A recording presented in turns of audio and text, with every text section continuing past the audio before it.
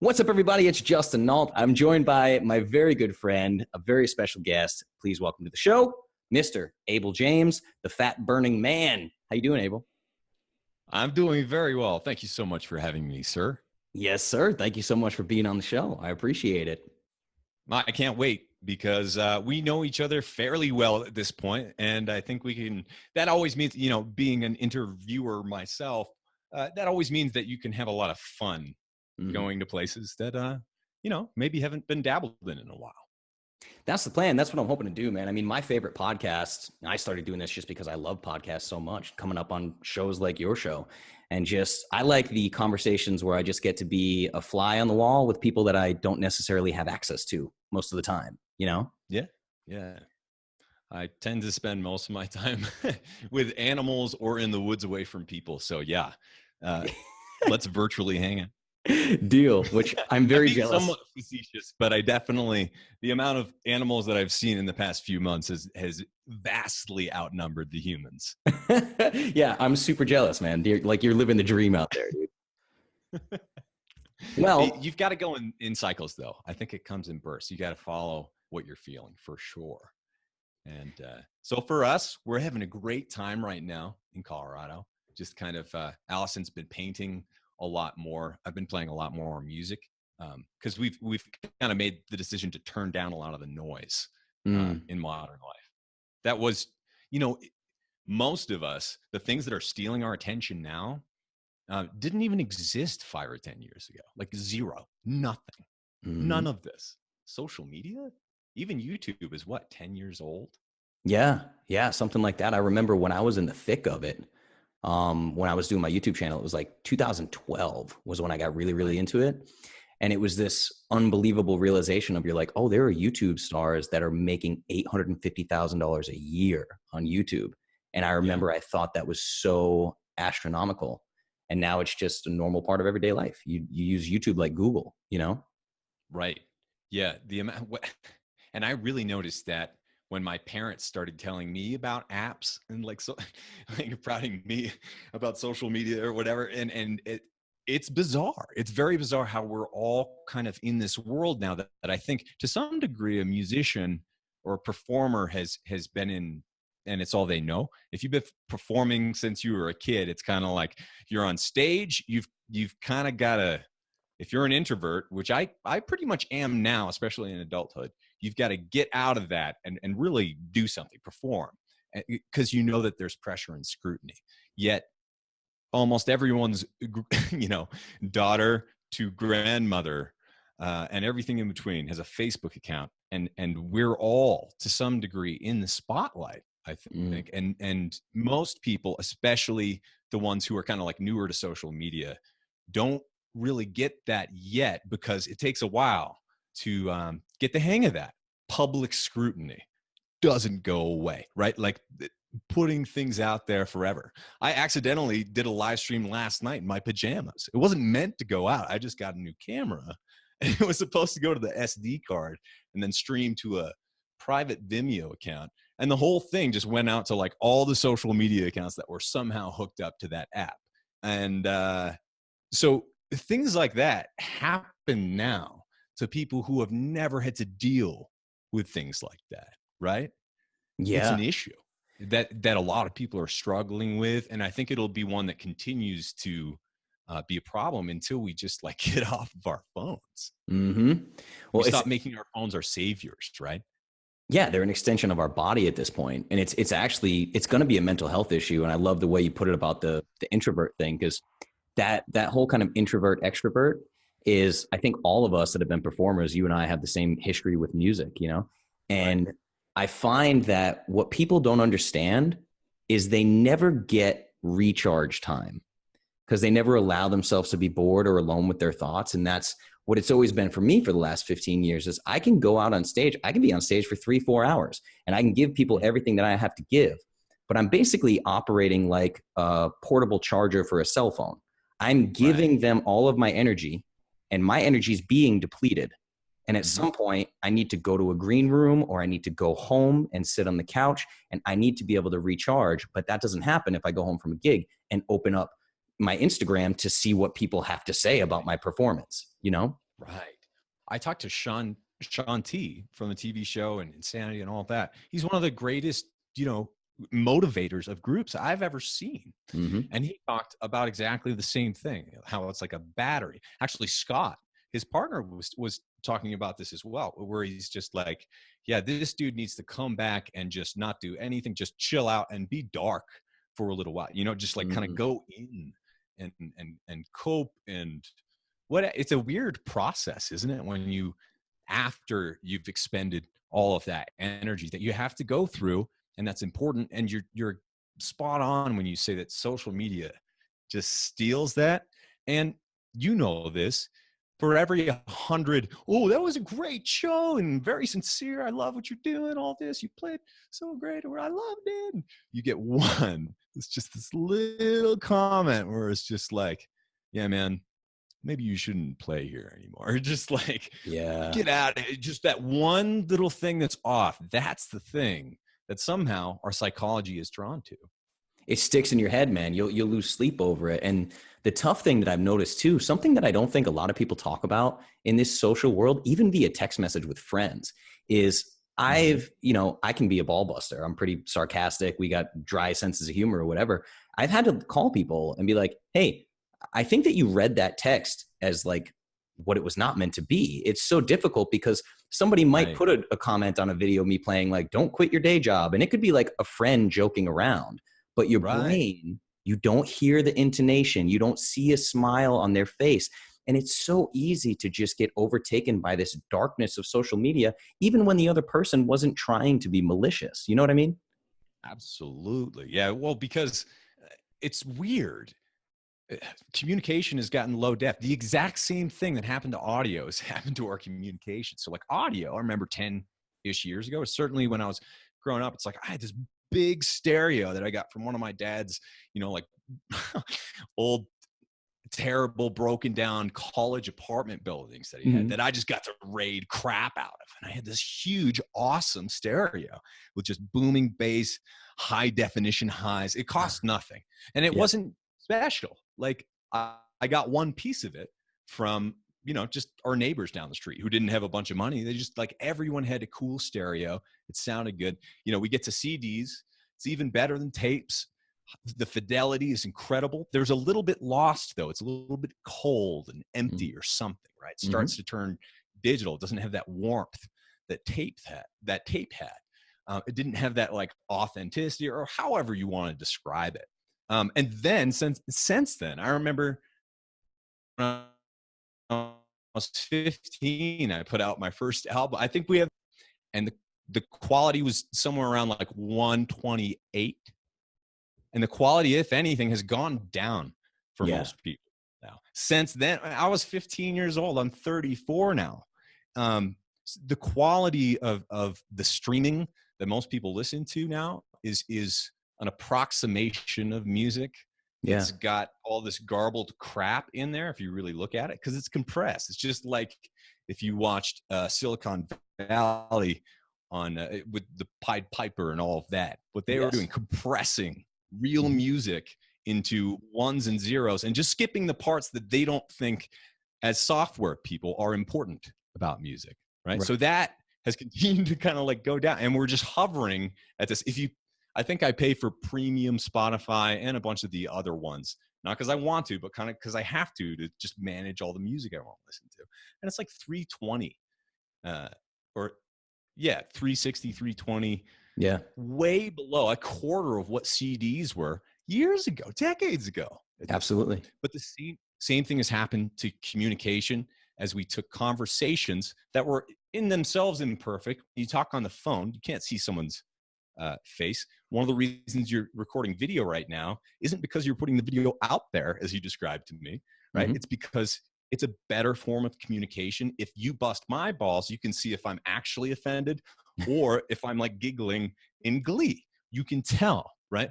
But as all of this has just gone to, text messaging, to Twitter, to Facebook, little comments every once in a while, even when someone does not respond to one of your comments, there's no end, right? That's one of the problems. And so you have loose ends and all these conversations all over the place. Whereas like when we grew up, it's like you hung up the phone, you sent a letter, you sent the email. Even we had email back then. Yep. But it's like you sent it, and if no one replied, it's kind of just like, well, whatever. It's the internet. It doesn't matter. It's not real.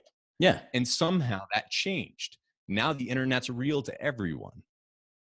Man, that's so true. I didn't even think of that, all the loose ends, because I think of like, as you probably know, and I know that you do too, is like we have Facebook groups with a lot of our audience and all these things. So I started telling people, I'm like, listen, if you want to talk to me, like you have to tag me in a comment or whatever, or even then I still might miss it. And every comment thread is its own little root and branches, and they all just kind of die off. And I think there's something stressful within us of knowing, it's like knowing we have loose ends that aren't tied up. Yeah. And I think that's a problem. Yeah, yeah. And I remember too, when you were talking about audio, the like MP3s versus waves. I remember when it was all wave format, and then it went to MP3. And when we would listen to like mastering in school, we'd say like, oh, that sounds tinny. And we'd describe it as tinny when it was just thin. It wasn't quite there. And that, you're spot on, man. I think that's exactly what's happening. Like you said, when we were not recording, when you said like, you like to go deep right away when you're talking with somebody, you know, we've lost the depth, and conversation and interaction has become tinny. I think that's like the word for it, you know? Yeah. Garbled even. Yeah. Yeah. And I wonder how many people have misunderstood what I've put out there. That's one of the reasons I do enjoy doing the more like long form stuff, the interview based stuff, the things, or the live streams. Like I've been doing a lot of that recently, and I'm sure things come off wrong, but at least they can ask me a follow-up question. Right. So perhaps with the future, if we embrace it anyway, we can up the definition, because it's just a matter of choice, really. Like I don't really communicate with people on Twitter or Instagram messages or whatever all those other inboxes are that they created for me that are stuffed with messages that I don't even know about. Like those things we need to stop caring about, right? Like when all these social media platforms and pieces of software move our buttons and like take away all of the features and ports, maybe we just don't use those anymore. Right. Maybe we just like take a step back and it's like, oh, I'll just do this with I'll learn how to play the banjo, you know? Yeah, yeah. It frees up this space. Right. Like I said, like create a space for boredom, because out of boredom comes creativity. And like I said, you had that great podcast interview you did with Gary Collins. I just loved it. And I was thinking about that, like the ROI of self-care is what I tend to call it now. Is like I've found that, man, I got so caught up from like February to now. I got so caught up in the Gary Vaynerchuk, like hustle and grind and just day in, day out, build this thing. And I built Clovis with a $0 marketing budget. And I like pride myself on all the organic traffic and all the information I'm putting out. And I mean, sometimes it just felt like I was killing myself. And I've found that the more I step away from the screen and give myself scheduled times or periods of like boredom or deep work or creativity, my work output actually goes up the less hours I work, you know? It's counterintuitive. Absolutely. But I can definitely relate to that because to use a musical example, sometimes I feel like playing the guitar and sometimes I really do not. But that means I might want to play piano. I might want to play, like I'll bring up the banjo again, because I think it's such a perfect example of an instrument that is like so downtrodden and turned into a joke in and of itself. That's like, if you play banjo badly, there's no repercussion for that. But if you, as a piano player, play piano badly and people hear that, like I'm getting all tense just thinking about that because it's such an intense terror. But why should that be different, right? This is what we do to ourselves somehow. Right. Yeah. And it's just, you're at the mercy of the public square at that point. It literally what it is. Every single mistake you make is magnified, you know, and but performance is interesting. You're competing with other piano players, right? In the same way that like when you go into business and you're hyper competitive and you're trying to get all these followers and get all these sales and never stop and keep on hustling and doing all that. How's that different than being competitive about being a piano player, right? Like how many podcasters have come up to me and tried to like compare the size of their you know what, just Mm-hmm. because they think that they have more listeners or what. It's like, I sincerely do not care. I, I don't care about you or what you're saying. Like, we're not the same person because we both talk on the internet, Right. right? Like, Not even close, dude. it's bizarre how that shows up. But I think it's very easy in a Western culture to see this as a version of success, right? To see, I hustled, I pulled myself up by my bootstraps. Now I'm a self-made millionaire. Like, how many books can you sell saying, I could say that if I wanted to? Mm-hmm. By the way, that does not mean you ever had $1 million. Doesn't necessarily mean you made $1 million. In a lot of cases on the modern day internet, you say that you did all of these things and you photograph or videotape yourself in front of a Ferrari. Mm-hmm. And then you have all these hot chicks or whatever, just like a music video from the 80s or whatever, or 90s maybe. And you broadcast yourself out there to everyone with this, money that gives you more millions of followers and brands you as this expert guru hero. And by the way, I'm not talking about Gary Vaynerchuk or anyone in particular. I'm talking about so many just randoms out there right now. And the problem is, it's difficult to find your way when that appears to be what's going on all over the place. The version of success that is celebrated is so despicable today. If you're a good person, then you have to take that step back, like you have repeatedly over your life, right? And you see what's going on a little bit more clearly, and then you can follow your own energies. It's like you're bored for a second, then you're like, but wait, what do I want to do today? If you free up that space, you can do anything you want that day, right? Even if it's for 30 minutes. And it's like, well, maybe I will build that business that I was thinking about building, but not according to someone else's version of success, like according to maybe a generations old or several generations old version of success, where if you can make a good living serving your community, it doesn't matter if you're the butcher or the banker, you're providing a service to the community. And it doesn't matter if you live in a big house or a small house, or if you're homeless, we're all community, right? Like, where did that all go? I know, or just the idea of chasing fulfillment over anything else, and over happiness, over money. It's so easy to just be like, well, I just want to be happy and I want to have money. It's like, well, what about fulfillment? Because there's a lot of ways. It's like you were just talking about, man. I talked to a friend of mine the other day who's a therapist by trade, and she was explaining to me that she was just invited to it. She didn't pay for it or anything, but she went to a mastermind that was teaching other people to start their own mastermind. And you're like, wait, what? Like, okay, what did the guy that runs this do? Not really that much, not that impressive. And then he sells a plan for other people to do what they just paid him for. It's so strange, right? This expert thing. And this actually, when I first met you, that for the Dry Farm Wines party was debauchery. But and where I was just like that, remember that first one where you put a picture of all the wine bottles, you put it on your Instagram after? I do. Yeah. So, but that particular night, it was like, I had a moment with you that I'm now seeing people have with me. And it's so strange where they come to me and they're like, man, you know why I like Clovis? I'm like, why? I'm like, well, because you just don't bullshit. Like, you're just genuine. Like, I watch your Facebook Live videos and it's the same as your Ask Me Anything videos. And you just always talk the same and you're just normal. And that's what happened to me with you. I was literally surprised that you were genuine, that you were nice, that you like looked me in the eyes when we talked, because in this internet guru space, people are so used to being sold bullshit by fake people, right, that guys like you become weird. It's rare. You know what I mean? I know exactly what you mean. I was talking to someone else who's really weird. His name's Dr. Alan Christensen.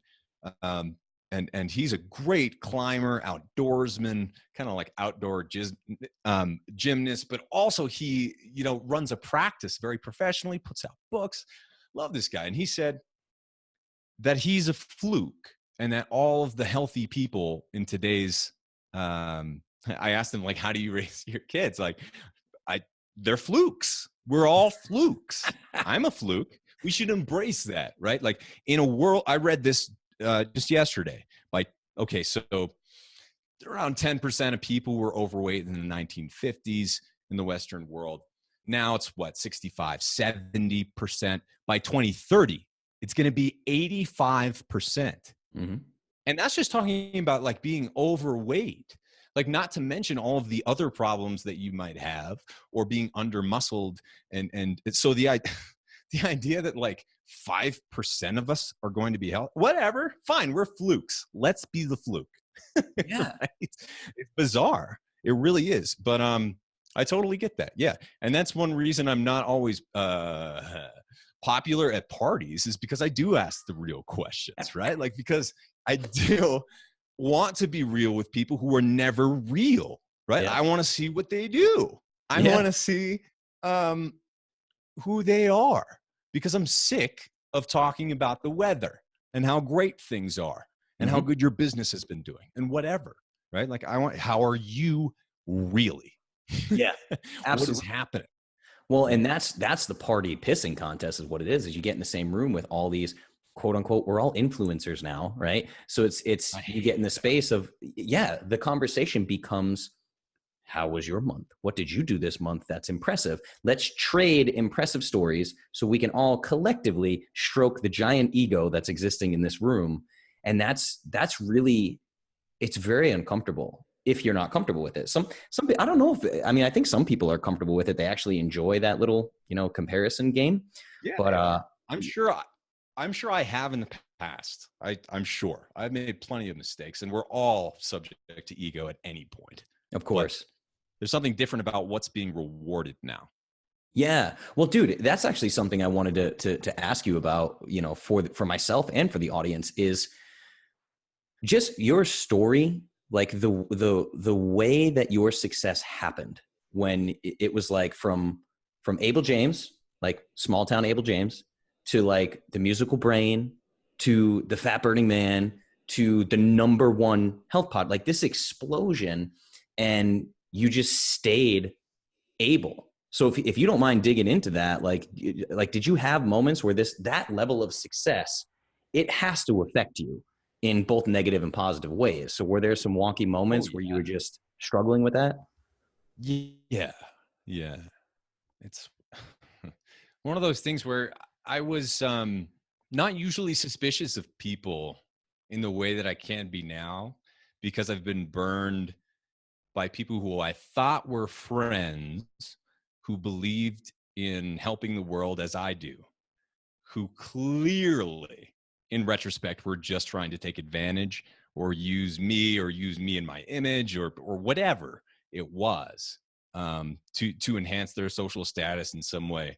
It's like, if that happens a few times, then it gives you an uncomfortable feeling. And I'll put it this way: for the first time in my life, I felt bad for Justin Bieber. Yeah. You know what I mean? It's like, that little puke is the only thing that I could think of before I kind of went through like wanting to flip out sometimes, like he did on multiple occasions. And that's a real thing. What else you got? Yeah, well, I mean, at that level, geez, when you're his age, making $55 million a year, everybody wants a piece of you. But the suspicion thing is a big one too, because another way, this whole journey of getting to know you has been so much fun for me. Like, so you and Allison came to my house in Nashville and came over to my house. You had like a bag of apples that you had picked. You're like, we picked some apples. Here's some apples.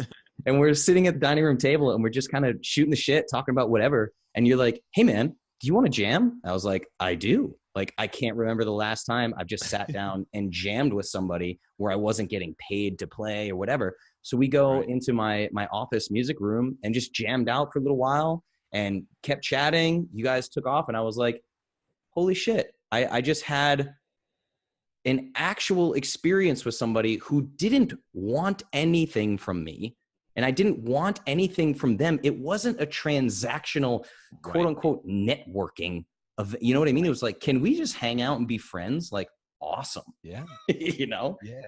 Well, that was the thing that I had to go through, I think, and get burned a few times to realize that you do choose your friends. You know, you choose the people who stay your friends in your life, and it's not something that you can just like pop in there and be super surfacey every once in a while. It really is, to some degree, something that you need to nurture like a garden. You can't hack it. You can't just fake it. You can't make it out of nowhere. It needs to be something that you both, or that you all feel, and that's real. And so just because other people say that you're successful or famous, it does not change anything. It really, that's the weird illusion of all this. It changes nothing.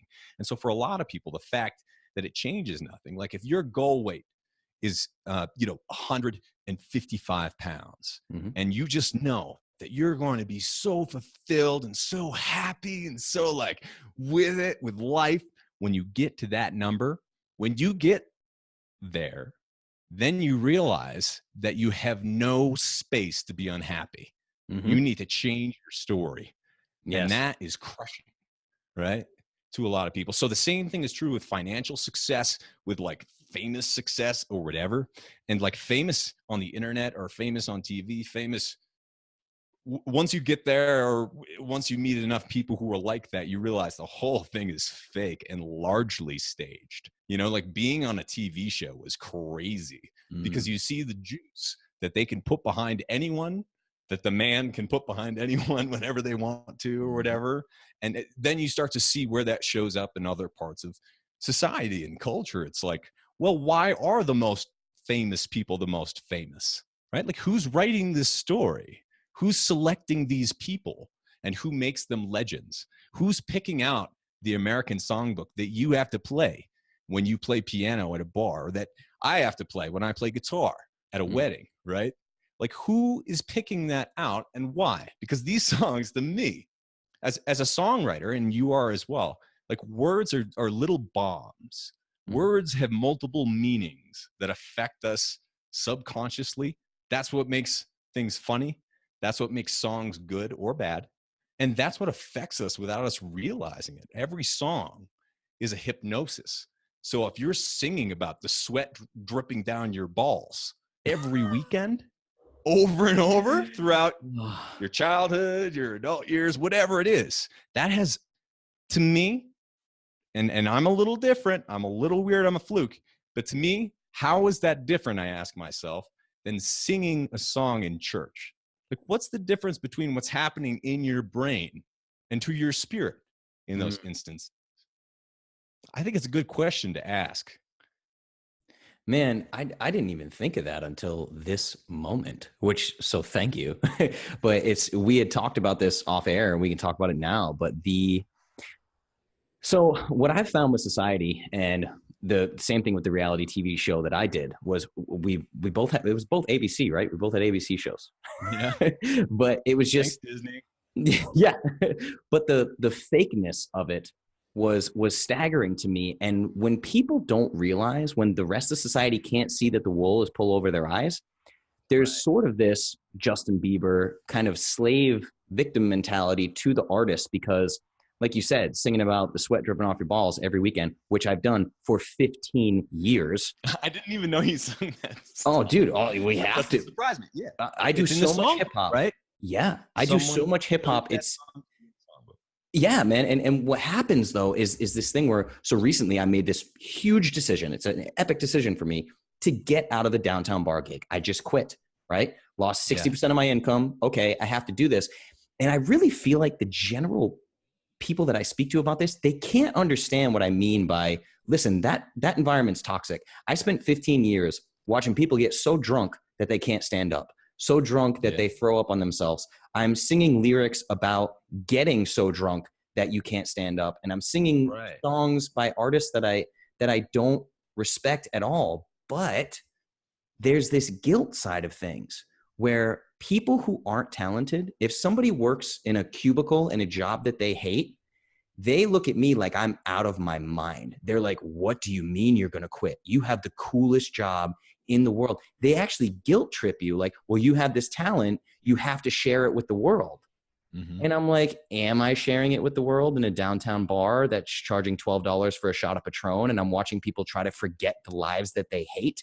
I don't want to be in that world, you know?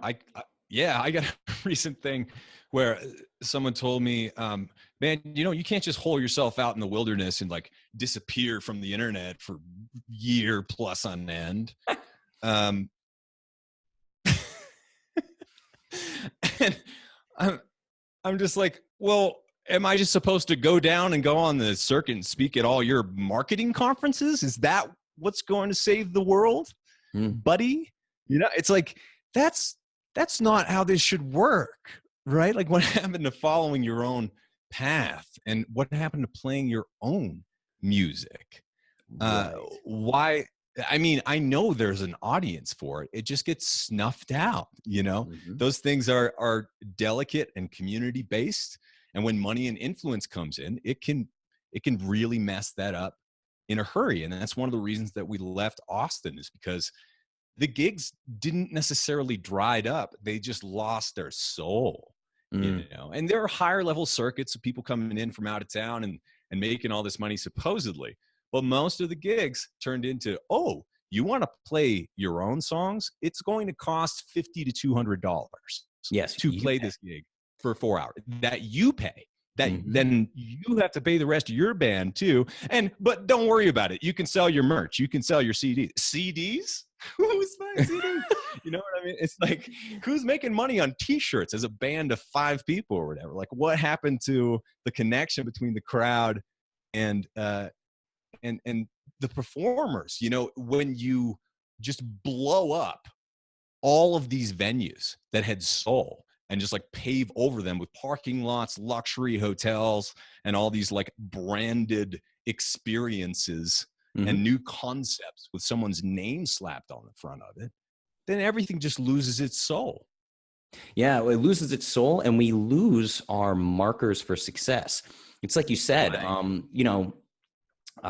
Kevin Kelly, 1,000 True Fans. Most musicians are aware of that article and everything. It's a great article, because people forget that now nobody would look at that model of, hey, I play my own music and I make 80 grand a year, let's say, from my 1,000 True Fans. Nobody in the general public thinks that guy is worth a shit. They're just like, oh, he hasn't made it. That guy didn't make it. Drake put out a new piece of shit and it did 14 million YouTube views in 2 days. That is now the marker for success. But it's because they bought them. It's because Sony or whoever bought them. That's why. The things that are popular, and this is true. I was ranting about this in the early 2000s when I was in college. I did a project that talked about how technology and popular culture was influenced by music. And never would I would have imagined how bad it's gotten now, how much worse it's gotten now. That's one reason I took almost 2 years, like completely away from music, when I, kind of stepped away from doing similar gigs as the ones that you're stepping away from. It's like, this is toxic and it's poisoning my soul. And it's like, when you're able to jam, when you're able to play your own music, what that means is you're creating like a vibe. You're literally creating a vibration in the room. And my brother is a drummer, and we grew up, he was really good from a young age. And we both went through some really tough things when we were kids. And we would just go into the room that had his drum set, and I'd bring in my guitar, and we would just wail. And I could feel the thump in my chest, and we would, be sweating and stuffy in there. And we would play until we were done. Do you know what I mean? It's like, how many people get to do that anymore? Maybe in a workout, you know what I mean? You can get to that point where it's like you work out until you're done, but you do something. It's like recess, right? Yeah. We all need that. It's so true, man. And you think about it with things like CrossFit. I always try to tell people, like, hey, if you're 300 pounds and you want to get in shape, don't go do a CrossFit class. That is not a good idea for you, But I understand the need for it. There has to be. People are so pent up, man. I really think that we need that release. We need the emotional release. But instead, when we're bored, we go to social media. And then it's the comparison culture and it's all these things. But yeah, man, I played drums in a pop punk band when I was 15. And Really? that's exactly what it That's was. a great way to start a story, by the way. Right. And it was called Outgrown. And we would throw basement concerts, and there'd be like 10 of our friends, and they'd make like a little mosh pit, and everybody would sweat, and we'd play until we were done, or until your parents kick you out and make you go home. You didn't have to sing about like disgusting sex and balls and like really disgusting things about women and whatever, you know, but these things are in all of the songs that are popular. Almost every single one of them now is just the most obscene, disgusting stuff. If that were a poem, can you imagine reading that to your 5-year-old who's listening to that in the car with you? You know, it's really bizarre because we're living in this world now where it's so PC, where you have to be nervous about using certain words and saying certain things in a way that you didn't a few years ago. Yet, like most people in positions of influence and power are able to do the most disgusting, disrespectful, horrific things that any child would know was wrong, and yet still be in power and viewed as someone who's successful. And that is toxic to a culture when it becomes celebrated in music, in health, in medicine, and everywhere else, and in academia, you know. It's problematic, and people do need to take a little step back and also ask, like, where is all of this going? What is it trending toward? Is technology truly serving us?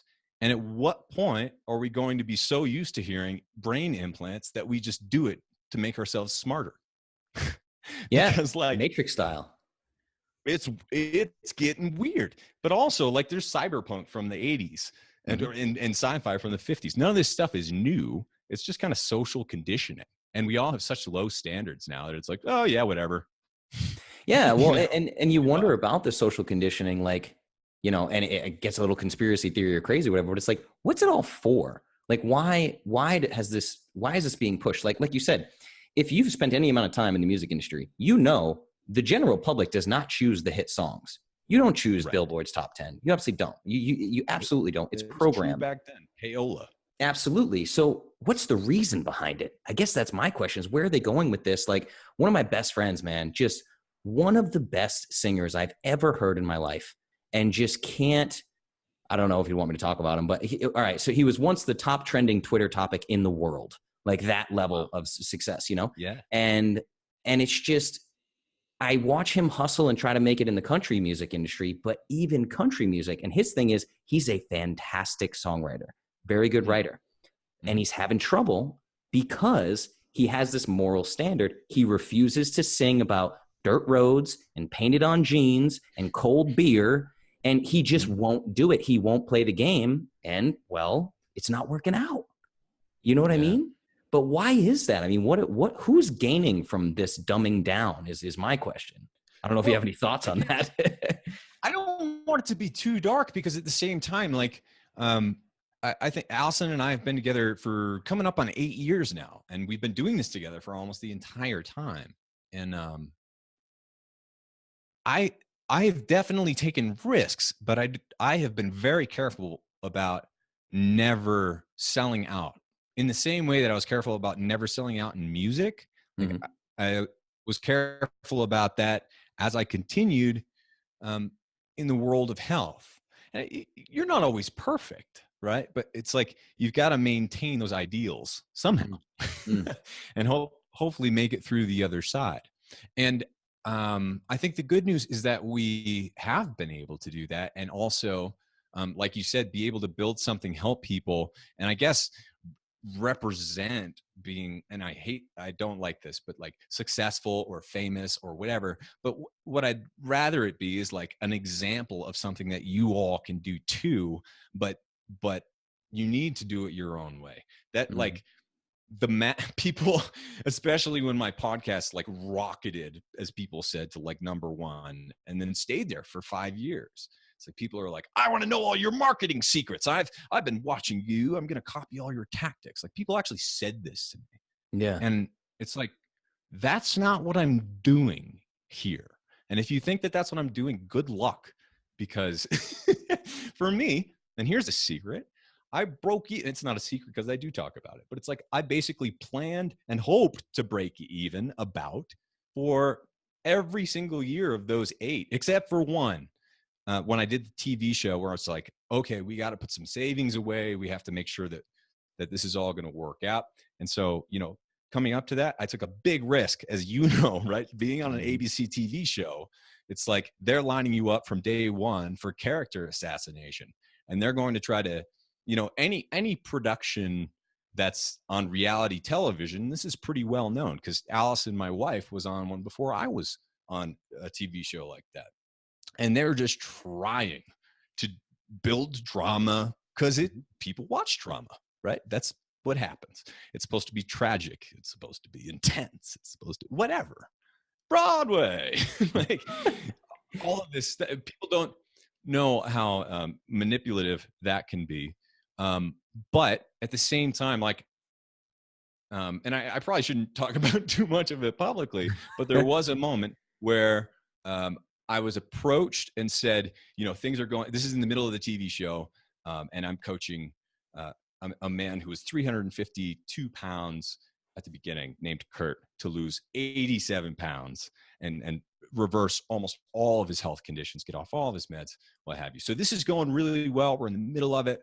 We're winning almost all of the fitness competitions, what have you. And they're just like, you're not going to get any screen time. We need some drama. We need something to happen. And I'm just like, no, I care about this man, and I'm trying to help this. That's why I'm here. I'm trying to help this man and help other people. I don't care about you in screen time. Like, you know what I mean? It's like that game is played at almost every level: book publishing, TV shows, movies, newspapers, big internet websites. Almost anything of influence is manipulated in that way from the top down. And I hope that we can represent, even if we do kind of partner with those, like I did put out a book with a big publisher. I did go on that ABC TV show because I wanted to figure it out. I wanted to see how all of this works. But knowing that, what I'd like to pass on to other folks, especially creative types or entrepreneurs, which is the same thing now, whether we like it or not, right? Yeah. Is that you can do it and play by your own rules. And I had to say no. I walked away from a $500,000 deal with one of the biggest publishers in the world, and said no because of ethics. And I said no to the TV show a bunch of times because of ethics and contracts and weird things. But in the end, I was able to get through that with the help of other people, of course, a great lawyer, a wonderful supportive family, wonderful friends, and great people who have supported me throughout the years. But like, you can do it on your own. It doesn't always look like the way you thought it would. Like Fat Burning Man, if I asked myself as a kid, would more likely be a band name or something, or like a silly than like the #1 health podcast in the world for years. It's like, that's a really weird thing. But at the same time, it's through that I got to meet the Tim McGraw band, the musicians especially. We put out our own record together, got to be really great friends, and like these other things just start popping up. Like you said, when you walked away from your gig, it's like, ooh, I guess I gotta work on that entrepreneur money thing. Then your house sells, and it's like, boom, oh, stuff is happening, right? Because, and it does sound woo-woo, but there is much more going on than just our 5 senses. And what really happens, like, so this is a good exercise for people that's really helped me, I think, is in the morning during my meditation, I kind of have an active part where I'm trying to like manifest or create the day to some degree. And I ask, I've been doing this recently, for one small, unexpected bit of positive magic in my life to just show up wherever that I wouldn't expect. The first day I asked for that, and we live in the Rockies, 8,000 feet.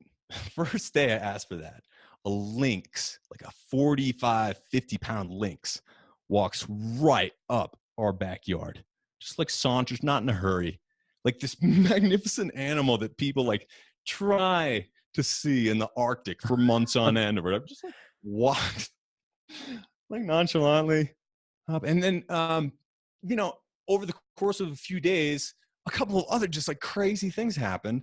And so for me, that doesn't mean that magic exists necessarily. We don't need to like turn this into overly woo-woo stuff, but what it does mean, and it might, I don't know, but what's even more likely is that you're training your mind to look for that magic in your life, to look for the small miracles, that it's just like, they talk about the miracle of modern flight. It's a silly cliche, but that's amazing. Really, there are certain amazing things that happen all the time. Like it's very likely that that driving a car is one of the most dangerous things you'll ever do, or being a passenger in a car is one of the most dangerous things that you'll ever do. Yet most of us don't ever think about it that way, despite the fact that we've seen tons of accidents. We've lost loved ones to accidents all over the time, but it's just like, nope, just like making it to work. I can't believe I'm 2 minutes late. This day sucks, you know? Yeah. It's a totally different mindset. I think that's how everything creeps up, though. It's what we're used to, what we grow accustomed to. It's the same way that, like, you know, high fructose corn syrup being 60% of the diet. Nobody stops and goes, wait, that is kind of weird. And then they hear like Abel say it or hear Justin say it, and like, you know, that's 60% of their diet. And they're like, huh, that really doesn't make sense. And there's a light bulb moment. And it's so strange how you can go decades without the light bulb moments. And what you just said is, it sounds woo-woo, but what I like to say to people is my favorite fiction book of all time is also my favorite nonfiction self-help book of all time. And it's called The Alchemist. Have you read The Alchemist? Oh, yeah. Yeah. So what I tell people is, this is a fiction book, but if you listen to the underlying message of follow the omens, right? And that's what you're talking about, is you can say, oh man, I made this crazy decision. Just give me a little sign that things are going to be cool. And a lynx walks up on your back porch. Like, that's amazing. But the part that I love about The Alchemist that I never want people to miss is they explain in great detail that if you stop listening to the omens, they will stop speaking to you. Right. You know, and again, it's a fiction book, but in the same sense, as I told you, I quit this gig and it's most of my income. And I'm sitting here going, man, how's this going to happen? How's this going to happen? And you're one of the most positive dudes I know. I was looking forward to talking to you, looking forward to getting on this podcast. And what Abel just mentioned is literally 5 minutes before we went live, my first house that I ever bought when I was 25 years old, I got an offer on it and accepted it. So that house sold. And you know what? I'm going to be good for a while, because that was a good investment. And I've only been out of that dueling piano gig for 4 weeks. Wow. You know, and it's unbelievable if you're open to letting the universe help you out a little bit. If you're just open-minded, you know? But okay, so you know how this goes. But so the story of the outside world is because they hadn't heard of me before. Most likely almost nobody had heard of me outside of like New Hampshire. Right. You can imagine, though, at my consulting job, where I wore a suit and tie, traveled around North America and even the world sometimes, just like being professional with other important people who made a lot of money, and, you know, just carrying on this decorum that was passed down and decided upon by who knows who, but like requires that we certainly behave in certain ways. Man, did that get old? Yeah. But being there when they discovered Fat Burning Man for the first time, when they saw me shirtless, not in the suit, you know, when I was printing out 20 copies of the original manual that I wrote to help my friends and family get their health back at Kinko's, you know, the picture of me going ding on the front with like it's meant to be facetious. It's meant to be a little over the top. It's not supposed to be taken too serious. But you can imagine the blowback I got from, you know, the coworkers at that point. When I was not a success, I was still working there. I was trying to make things work, right? I was trying to find a way of making a living that didn't mean that I had to play Katy Perry and Justin Timberlake covers for the rest of my life. And all of these moments, like weddings, that should be sacred, you know? Like that's the thing that really starts to show up, because I'm sure you have a lot of performers who listen, and what a lot of people who aren't performers don't realize is that, yes, when you're performing and it's kind of like all consuming, but part of that is having the best view in the house and looking at your audience and reading them. It's some of the best people watching there is having gigs like that. So in a large way, even having some of those toxic ones that you've been through and endured can be really helpful, because it's a study in human nature. It's a study of what we're all doing. And also it's hopefully an opportunity to ask yourself, is this really the way that I want to do it? Because you have to figure out what it is first. Right? You can't just be like, oh, screw the government, screw institutions. You're like 14 or whatever. You read a few books. It's like, oh, screw everybody. It's all corrupt, right? Yeah. You've got to, I feel pretty comfortable like saying that the government is completely corrupt, because I worked with them for years, right? Like as a consultant, kind of saw the inside of the sausage, and I wanted to throw up, just like Gary Collins talked about. Yeah. And you, well, with music and the way that it should. Okay, so you went to Berkeley, then you got a great gig for years, many great gigs, I'm sure, in Nashville, the place to be, like Austin, right? Like very similar, the place to be, or LA or New York or wherever international. But at some point you realize what the game is, and you get to decide if you keep playing it that way, or if you can kind of re-engage with the game, define your rules, communicate clearly. And this is kind of like later stage game, right? Yeah. When you have to actually, when you run into these big companies or these big lawyers or whatever, and you have to be like, all right, cool. Right. Here's what I do. You stay over there. Yeah. Right? Yeah. And that's kind of like what you have to do. And I was naive and optimistic, overly so. And, that I'm starting to get the hang of it a little bit. But man, I am by no means a guru or an expert on any of this. I'm just, Uncle Abel. Well, what you're doing that's so great is, in this conversation here, is you're sharing your journey. And I try to tell people that there are tiers to this game, like you're talking about. In the music industry, there are different tiers, but there are different tiers in life too. Like you said, you put out a paleo beginner's guide and you get blowback from your coworkers. Dude, one of the number one things that I get in Clovis and all these groups is people that lose 30, 40, 50 pounds, and they still are writing me emails going, can you please just tell me how to deal with the haters? Like my mom and dad are yelling at me about cholesterol, and my husband thinks that you just think you know everything, and the Clovis diet is bullshit, and blah, blah, blah. There's so many haters everywhere that just want to knock you down, and that's why you have to be willing to take your own path. And I think it's the moments of boredom that it goes back to, when we're alone with our thoughts, you can go, what do I want to do? Not what did my mom just yell at me about? What did my husband just tell me? And what happens with that is, like you said, the stories. So I'll have women that are like, hey, I've been overweight for 30 years and my goal weight is X. And then they come to Clovis and they're 3 months in and they've hit their goal weight. And they go, uh-oh. Right. Like, I've spent the last 30 years and my identity is my singular goal and this victimhood mentality that I'm not happy, like you said, because I don't weigh 155 pounds. So I actually did a whole episode about this, and I constantly find myself talking to particularly women about it because they get judged so viciously for their weight, where we did this episode called Life After Success.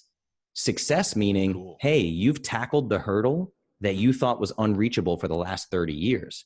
And oddly enough, and why I love having guys like you on, like entrepreneurs, is there are people in the group who hit their target weight and they go, they have a light bulb moment, or what I call like waking up from the matrix. They quit their job. They become entrepreneurs. One girl launched her own e-commerce platform. And it's just all of a sudden they can see these paths that they couldn't see because they were stuck in their story. You know what I mean? And identity. You've got to give that up. Yeah. In a lot of ways. And I have to continuously learn this, and I'll be perfectly honest. Like, after being gone from the internet and podcasting and all and TV shows and books and all the rest of it for like a year and a half, it's like coming back. I'm worried. It's like, I'm going to have a different haircut. Are people going to like comment about that? And it's like, I'm going to Mm. play music now and wear clothes that aren't blue and things that fat burning man would never do, and stop acting like Captain America. And that's weird, right? It's weird to open yourself up once again to the scrutiny. Yeah. Because it's definitely, it's a double-edged sword. You can learn from it, and you do, but man, I do wish that so many people weren't subjected to it now, Mm. especially at young ages, or even, it doesn't matter what your age is. If you're new to public scrutiny and things never disappearing from your like avatar in other people's minds, Mm. that's gonna take some training wheels. And I Yeah. don't mean that in a demeaning way or in a derogatory way at all. I just mean like when you first start being on stage or podcasting or being in front of a camera, it's gonna take some practice at the beginning. Yeah. I still have one of my first Fat Burning Man videos up where I'm holding a piece of that Kinko's manual in my hands, and I'm like kind of reading through it, and I'm just, it looks like it's from the 90s. My hair looks like it's bleach blonde because at that time I was running a bunch of miles for a Yeah. marathon out in Austin, and the sun had just like, it's so strong there, had just bleached the tops of my hair. So it looks like I have frosted tips like Backstreet Boys. Like but anyway, I do leave that up. And I welcome anyone to check it out, because like, be bad, Yeah. at the beginning. Don't say things that you'll regret. I would never recommend that. Try not to do it with words, but just like be awkward, be uncomfortable. And Yeah. at some point you'll have done it so many times that you don't even think about it. And you're like sometimes when I'm playing guitar, and I'm sure you have the same thing when you're playing piano, where you're just like, wow, wow, look at that, look at those fingers go. Like, I'm not Yeah. doing this. Like, you just like watch yourself for yourself. Like, I can't believe I can do that. Yeah. Where did that even come from? You can But that's surprise the yourself. magic. That's the magic. Yeah. I used to freak out, man, because like people don't realize too, the other thing that people don't get about music is it's like, man, you might go see Tim McGraw, right? And he's going to play like at most 90 minutes, and like everything is a hit, and he's going to knock it out of the park, and everyone sets up his gear and tears it down. Then there's the guys like you and I, which we're going to be up there for 4 hours straight, probably no break. We're going to set up the gear. We're going to tear down the gear. It's all the non-glamorous stuff, but you have these moments where it's what I call the opposite of flow state. I think that autopilot is the opposite of flow state. And I kept getting in autopilot. There's an aspect of autopilot to flow, but you'll see what I mean. Like, I think I know what you mean. yeah, it'd be like hour 3 of the gig, and I'm playing, and I have a black baby grand piano. So I'd have these moments where like, oh, I can see the reflection of my hands in the black on the piano. And I remember just thinking like, those aren't my hands. Those aren't even attached to me. Those are like spiders crawling around this instrument. I don't even know how this is happening. And I'm singing. And all the while I'm thinking about like a conversation I had with my dad, or like, what am I going to cook for dinner when I get home? Yeah. Like, I'm just completely checked out. And that is what I think is like the opposite of flow. Cover songs. Yes. Are the opposite of flow. Yeah, cover songs exactly. Is the opposite of flow. It's like if I'm singing Superstition or whatever, it's like, yeah, I know. My fingers are just going and I'm singing it. But doing that does not happen during improvisation. Correct. That is more of a flow where it's challenging enough where it's like every time I'm playing, what improvisation means, and the things that I've been doing, like last night I did a 35-minute live stream. I had no idea what I was going to do. Just me and guitar. I'm not singing at all, and just like playing. And if you check out, you don't know what the chord is. Like there is no chord that comes next. You are on the hook. You're playing it. You are your hands. You're attached. Your instrument is you too. Yes. And everything kind of becomes you. And it's this different type of, like you said, it's like autopilot in the sense that you're not really there, but you are. Mm-hmm. It feels like you're everything in the same, not in the same way, but in a similar way that you can reach with meditative exercises, with actual meditation, or just in people's lives in general, if you're enlightened, I guess. But at some point, it's like you get there and you realize which things cause autopilot and which things don't. Yes. Right.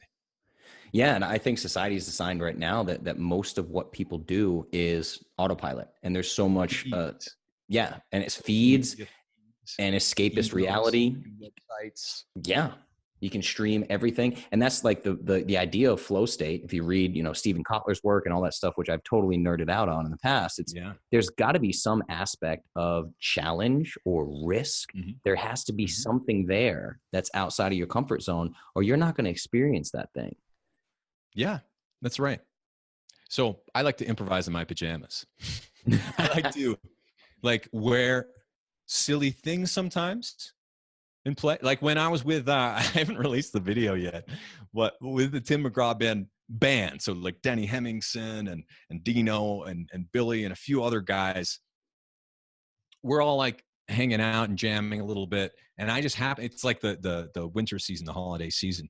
And so I just happened to have, because I'd been playing surprise shows dressed up as a little elf, and just I would show up places and play improvised songs for the holiday, and like not being paid. I would just like show up at hotels or whatever. It's just a funny thing that I was doing for a little while. Like I have this video, this GoPro video of all of us. I'm teaching them how to do qigong moves, and they're dressed up as elves. We all are. And it's like one of the most liberating, joyful, silly things that like hardly anyone gets to do. Yeah. And you want to know something really strange, but like in Austin, I think one of the things that I realized, like I'm getting old or culture's changing or something, but like when Allison, my wife, and I moved to Austin and went to Halloween, it's like everyone was wearing something probably pretty cool and oftentimes homemade or just like legit, right? Yeah. And if you walk down some of the main party streets there in Austin at the time, and this is, I don't know, 10 years ago, it's like 90+% of people were decked out. Some of them were a little haphazard or whatever, but these people were here to party in like a legit way and have conversations and whatever partying people used to do 10 years ago. And Allison and I were there this past year for Halloween in Austin, Texas. And we went down some of the main streets, and it was like 1/5 of people even bothered putting anything on. Everyone else was kind of like dressed up for Instagram. Everyone else was dressed up in like cute dresses and like wearing their like cool bro shirts. Yeah. But like no one was expressing themselves in a way outside of like the Instagram culture. Does that make sense? Yeah. Well, they're afraid to be silly, man. Yeah. Because there's so much scrutiny for everything that you do. And we're all little kids in grown-up bodies. That's what we want to be. Mm-hmm. But we don't allow that to express itself ever. And man, I know that with my, 15 years, I've been making my living as a musician, and it did that to me in a way that I'm not very happy with right now. Right. I struggle with being silly. I will tell you this right now. My single biggest insecurity, I don't know why I'm saying this on a podcast right now. I genuinely, like, unless I am drunk, like I have a really hard time dancing in public. I can't be silly like that. I'm so used to people looking at me as like, well, there's Justin, and Justin's doing his thing. And it's still that way with Clovis now. So I just have this fear of acting like a silly goose, It's a bummer. Yeah. Try it alone first, then live stream it to the internet forever. that would be my advice. And like I said, I am not a guru. I am not a guru. But dude, I've thought about that, what you just said. I literally was like, one of these days, I'm going to turn the lights off and I'm going to turn on music and I'm going to dance in my house by myself. And I literally can't do it. It still terrifies me. Dude, okay, so I had this conversation this morning because I've been doing interviews all day with one of my best friends from college. And he, trained for the Olympics, elite rower, and now coach. And he was always just, the very type A, just like row, get stronger type thing. Until he got injured, really bad back injury, herniated disc, and it was bulging out. He realized during the middle of a workout when he was stronger than ever, when he was Wow. supposed to be faster than ever, but like things were starting to go wrong. And during his downtime, he got into dancing again. Well, not that he was ever a dancer before. He's more introverted than I am and a lot of other people who I know, Mm-hmm. but also a performer type. And I remember him from college when he was a soloist. He's also a singer. We're in the same singing group together. And as a performer, he was physical and moving all over the stage, doing really cool, coordinated movements, not fast or impressive or anything. It's just like that guy knows how to move. He Yeah. doesn't think he knows how to dance at all. He thinks it's the worst, whatever. So like didn't for a long time. And then during his downtime, gets back into it and just like does it for fun now, goes out. And I don't think he drinks at all.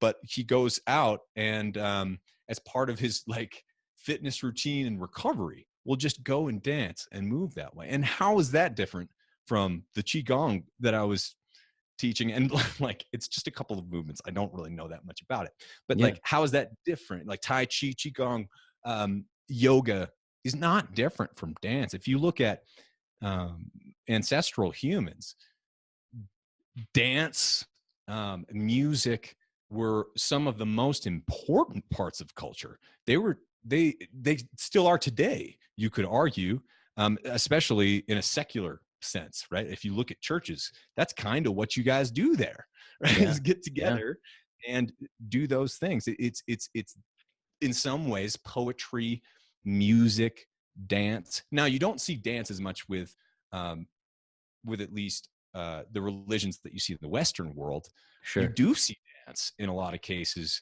I was surprised to see when you go to the Eastern, like when we were in Thailand and Bali, we couldn't get away from seeing dancing. And I'm not talking like exotic dancing. I'm talking ritual dancing that everyone in their culture will know this dance. And it's nothing like Mm. the Macarena. It's not pop culture at all. This is like sacred dancing. Yeah. And you see it all over the place. And if you look historically, it's all over the place. So, with music, it's like you got to ask yourself why. Like, why is everyone like jamming out to tunes way back in history and today? Why Yeah. is everyone like dancing back then? Why do they care about poetry and words and whatever? It's something that we can still do now. All of those things. And in fact, I would argue that you have to do all those things to be a happy and healthy and successful person today. Right. Important that you have that balance to your life. Yeah, and that's the idea that whole episode of Life After Success that we did. It's what are you working towards, man? Like, are you working on being the best at nitpicking every single gram of macronutrient that goes into your mouth? Is that your goal? You want to be the best at that? Because that's Right. going to be a shallow life. And the flip side of that, like, well, I guess the same side of that is the optimization. I don't know if you've ever struggled with this, if we've talked about this, but obviously when you first get into this thing, you and I both felt sick. We had sickness in our early 20s. Our bodies weren't working the way we wanted them to. And we have this Right. self-transformation story. But I have this problem, and I think it's from being on stage and being a type A entrepreneur and all these things. And I do jujitsu and CrossFit and powerlifting and gymnastics and everything, right? And I have this over optimization addiction. That's a real problem for me, Oh, for sure. where I look at it like, hey, I don't dance. I don't dance in public. So what's the first thing my brain goes to is like Tim Ferriss style, like, well, I could start competing in tango. I could go learn tango to the best of my ability and be a really good tango dancer or a salsa dancer or whatever. It's like, no, man, that's not the point. That's not an expression of yourself. Mm-hmm. And that's what I struggle with is all these cultures and around the world and the religions and all this stuff. This is an expression that they're doing. And Yeah. that's my struggle is I optimize to the point of I'm not expressing myself. I'm learning a skill and then I'm rehearsing that skill. You know what I mean? Yeah. Absolutely. Were But you when in that optimization world? Have you fallen into that trap?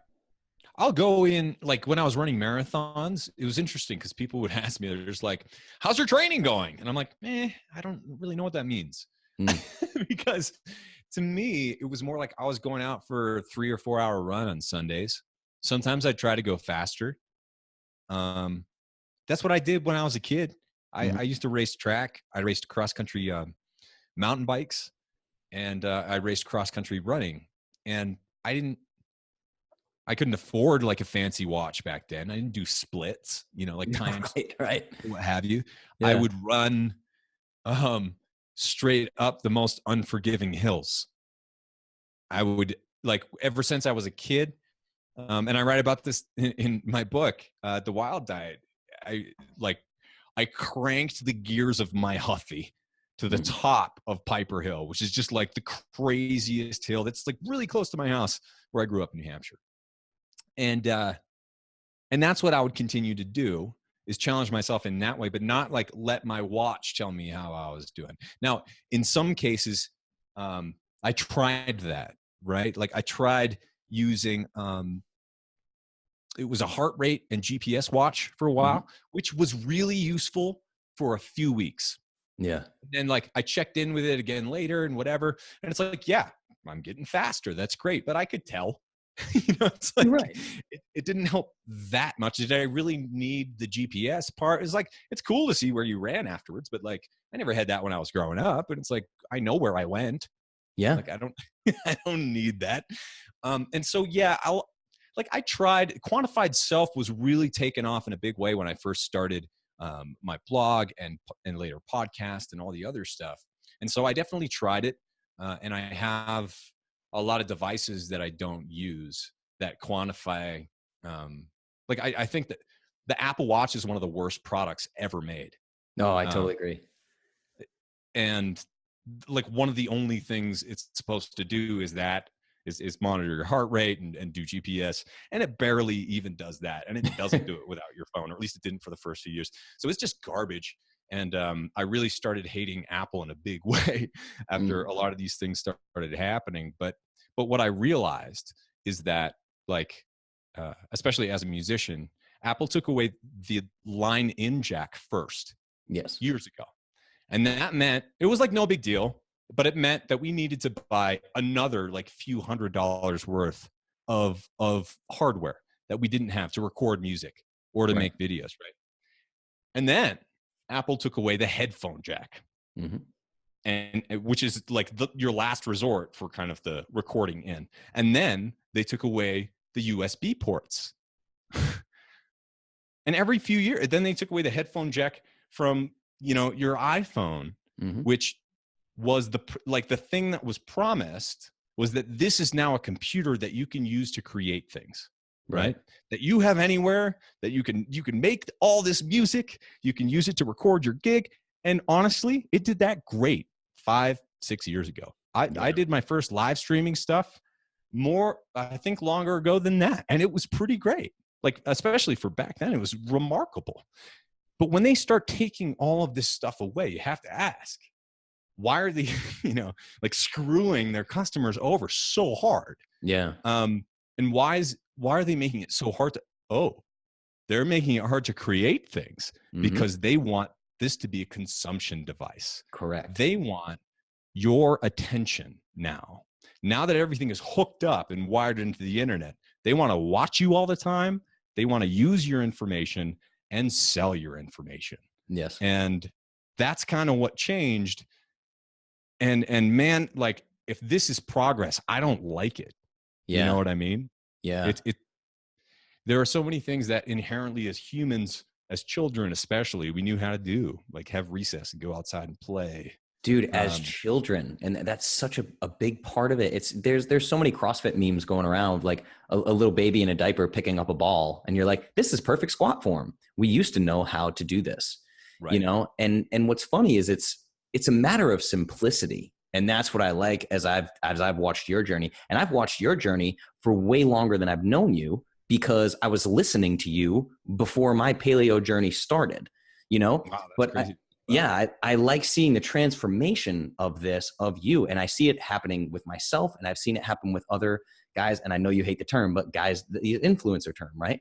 Sure. So what happens is I think we all go through this thing of, like, for me, it was CJ Hunt in Search of the Perfect Human Diet back in 2013, like kicked it off for me. And I had this light bulb moment. And now I've spent the last however many years, 5-6 years, whatever, consuming as much as I can and go deep into biohacking and drinking fat in my coffee. And HRV and chest straps, and I have an Oura ring that monitors my sleep, and I built a gym in my garage, and now I have an infrared sauna. And you go through all these processes, like you did, the GPS watch and all these things. And then all of a sudden, once it clicks and you're like, hey, I think that health is just a prerequisite for living a happy, fulfilled life. And we have to go through all those things and all the overcomplication of how do I optimize my body? And then you get your body and your mind to a place where you go, I kind of want to throw all this shit away and like go sit in the grass with some sunshine. You go, it's a curve. It really is a curve. It is. Actually, for the TV show, they got us all Fitbits. Maybe they got all the contestants. It was really cheap. I think I bought myself a Fitbit at the same time that Kurt did, just to like see what it was like. Right. And I mean, it can be really informative a little bit. It really can. Like I have another piece of, it's not quantified self or whatever, but like air quality is one of the most important things in everyone's health. And most people don't realize that that's the ultimate killer of many, if not most of the people in the world is poor quality air. So I got this little thing for like $70 that over Bluetooth communicates with your phone, tells you what the air pollution is inside, outside. You can wear it when you're running and all that. Whoa. And I don't use it very often, but when I do, it's like, wow, I just learned a lot just now. But for the most part, you can also see it. You can't see it inside. You can see it outside.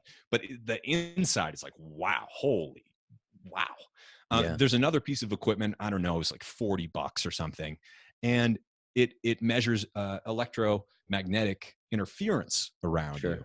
And so I brought it to my brother's organic farm up in New York. I brought it like on a whole cross-country road trip and just like tested it all over the place. It's one of the reasons we moved out of Austin, honestly.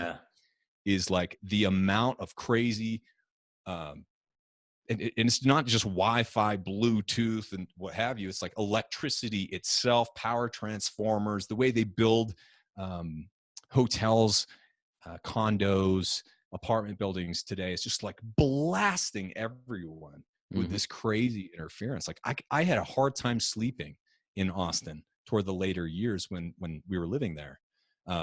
It was loud in many ways that it wasn't when we first moved there. And so those little things, like I am not at all against technology as tools, but when you're a slave to the technology and it's no longer serving you, then you are being played. And usually you're being told to, or brainwashed or influenced in one way or another, more likely manipulated in one way or another. Whether that's directly to your psychology, or they're literally collecting data on you and then selling it to anyone. And that's a really weird concept for people. But one way that I like to explain it is that I know a ton of marketers, because I've seen them myself, who are advertising to my parents and to all of my followers and to all the people in my community, and siphoning them off with all these crazy scams. Because you can buy anyone now. You can buy whoever's listening to this, your mom, if she's on social media, her personality and profile and psychology is being bought to be influenced and sold to and told that they're not enough by some marketer. And that is really what turned the internet into a place that's toxic in a lot of ways. But at the same time, it's like what I'm doing now, I'm using a ton of technology. We're creating VR, like virtual reality videos, which if no one's experienced this before, is pretty incredible, because whether you have a headset or not, if it's recorded that way, it's recorded in 360 all the way around, which means you can swipe around or you can turn your head if you're in a headset, which means you feel like you're there in a way that if you've never tried it before, you've never experienced this before. There's not really anything like it except for actual reality. Is it to the level that actual reality is in terms of definition? Absolutely not. But this is something that is more of an experience that can be used for good or evil. And it'll definitely be used for evil, because you put a headset on, you start watching a few things or experiencing a few things, and literally your dreams will start to change.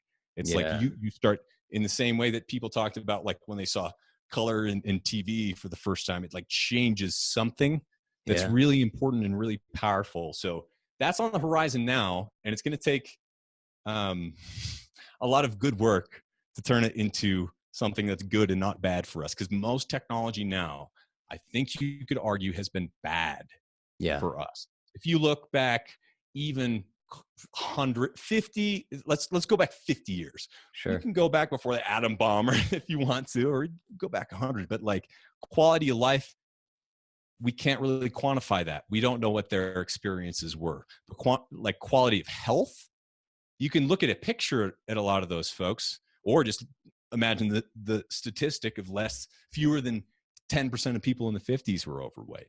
Yeah. What that, if 90% of people were of a healthy weight compared to what we're looking at by 2030, where 85% of people are overweight. Like, what? Technology is this really progress? What are we progressing towards? Who's making these calls? Because it's not anyone in their right mind or anyone who has our best interests in their right mind. My health insurance was canceled because even in 12 documents, I could not prove that I moved to Colorado. Wow. Like, that's how crazy stuff is. My brother's was canceled too. It's like the institutions, and I don't want to be like, institutions suck, but having worked with a few, if it teaches you anything, it teaches you that you need to be self-reliant. You need to be the one who takes full agency over the things that happen in your life, and hopefully the people around you as well to some degree. You want to be a good influence or a good example, not a bad one, unless you want to be, I don't know. It's not as simple as good or bad, obviously, but your gut knows, right? Your gut always knows the right call. Absolutely. It's a matter of leading by example, simply leading by example and taking things into your own hands, like you said, because Chris Kresser talks about this in Unconventional Medicine, where he's like, look, like these statistics that you're citing, I tell people what Chris says. He's like, 12 years from now, 100% of America's GDP will be spent caring for the sick. So you can say that out loud and people go, huh, that's interesting. And I'm like, no, do you not understand what I'm saying? Like, that's literally 100% of entitlements go away overnight.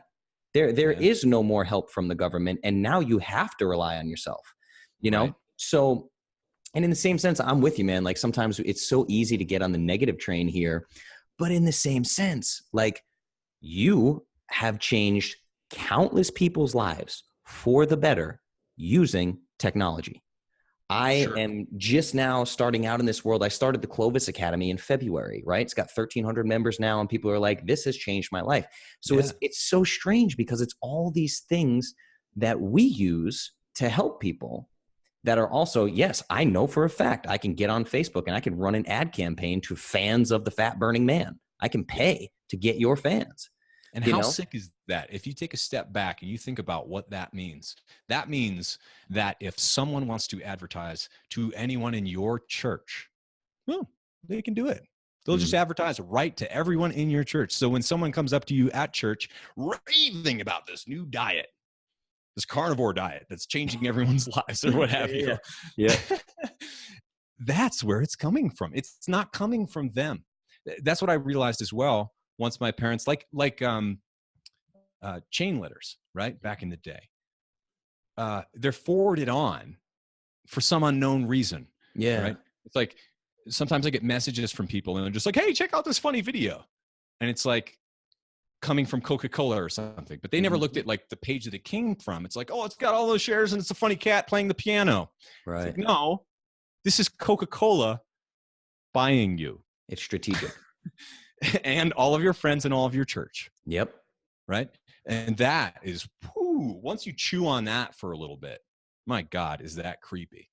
Well, you know what's crazy is again, Chris said this on your podcast where he was talking about like the founders. We couldn't help ourselves. We had to talk about this. Dude, that was my favorite Chris Kresser, I call it an interview, it was just a conversation. It's my favorite Chris Kresser podcast I've ever heard. Because I think it's because I just like, we started raging about this until it turned into a full-blown rant. We didn't plan to talk about that at all, but it's big.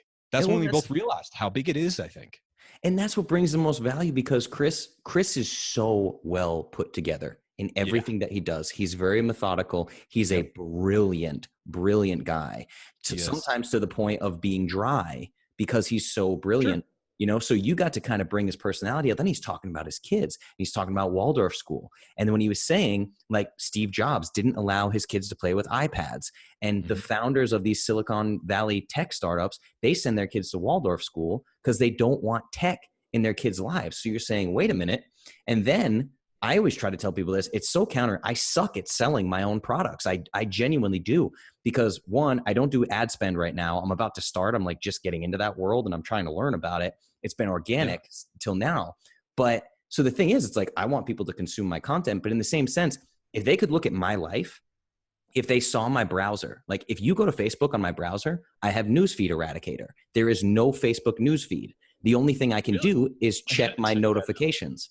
That's it, right? I have an app out. on my phone called Moment that sends me Yeah. reminders if I've been on my phone for more than 15 minutes, or tells Yep. me turn off screen time. I batch social media and batch emails. So Nice. it feels to people like, hey, Justin 24 hours a day is putting out content. He's always here. He's always in the groups. And I'm like, well, no, Right. I'll comment on the groups at 11 a.m. and then again at 3 p.m. and I'll take 30 minutes and answer everything. And then I go on with my day and I go to jujitsu, or I go do whatever I want to do, or write an article, or read a book. God forbid I sit in the sun and read a book, Yeah. So I think those of us that are using technology in the right way, that's what I would like to teach. I wish there was a way for me to teach people, like, hey, you can only consume technology in a way that's very healthy, for sure, but it takes Yeah. some work. It takes a few steps. Yeah. You have to have your shields up at all Yes. times. Yeah. It's real. You can't rely on ad blockers or anything else like that. It's like billboards on the interstate. It's just the world we live in to some degree, but you can, to the extent possible, make the courageous choice of stepping away from the platforms and feeds and what have you that aren't serving you, and the Hmm. websites that you don't need to check anymore because it's all bullshit. Right.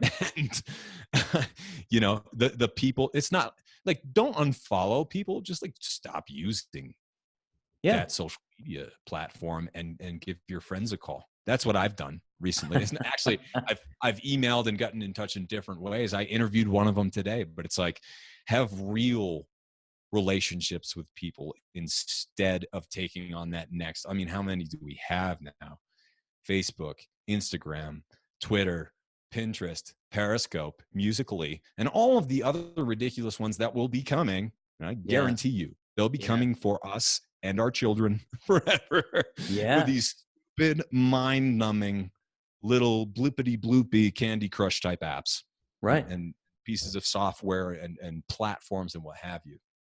I mean, we do need to all ask, like, is it serving us? Now, the thing that's so difficult is, like, so I took a year and a half off from Instagram because I read of how depressed people get from Mm. using Instagram that long ago. It's like it changes people's lives in such a negative way.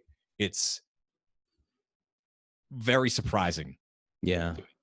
But these pieces of social media are so engineered to manipulate that it is changing our psychology, and it's so dangerous. So, like, how do you do good and be heard? And like you said, you're considering ad spend. It's like, I don't want to advertise myself in my face, but I'm at the point, and have been for years, where I literally have to buy my name back Yeah. so Yeah. that my name doesn't get stolen anymore by all these people who are trying to steal you for scams. Like, I wouldn't mind if it were like Chris Kresser being like, hey guys, if you like really well researched, more on the professional side health information, come over here, this is what I've got. It's like, Yeah. I would literally put that on my Facebook, the side of my Of Facebook course. page, if I could control it, like MySpace.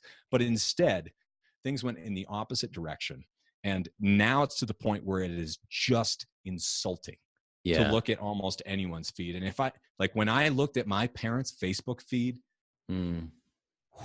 whoa, whoa, just do that. Like, anyone you love, just take a little, like, ask them if you could take a look at that feed and look specifically. for the posts that are sponsored. Look at Yeah. who is buying you, your parents, your wife, your husband, your kids. Look at who's buying you. Yeah. And that's the thing. I don't know. Is that bad? It's like, is advertising yourself bad? Because I'll tell you what, I have been censored on a ton of platforms. And there are a lot of people who are just like, well, man, I haven't heard from you in a long time. It's like, you're not putting any new stuff. I can't believe you came up in my feed. It's like, dude, I've been back for 4 months putting stuff out, and we were putting things out in between.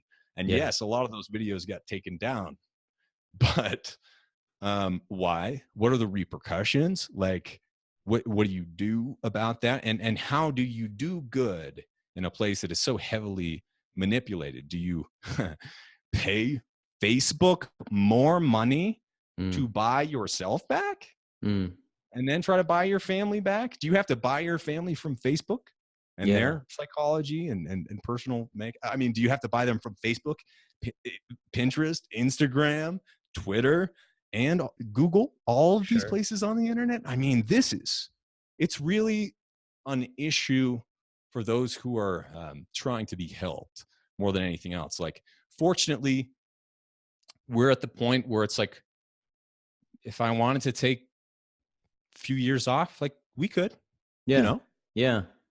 But in reaching so many people, it does take a lot of overhead. It takes a lot of software. We spend for years, spend over $100,000 on just various software that I need to basically communicate with people on the internet. But what it's turning into, it used to be social media and Google search would give people who were small organic reach, which means, like, if someone types something in, especially like Abel James might come up first. But then what happened is, like, everyone saw that Abel James is a name being searched for, and the wild diet was the number 6 Google trend in health in 2016. Wow. And so that's when they started buying all of that and making these fake accounts that kind of look like me with Photoshop models that are in a similar position as me with a similar write-up, and just the total BS all over the place. And it's like, we don't need more customers. Like, we're breaking even and have been for a while, and that's fine. Yeah.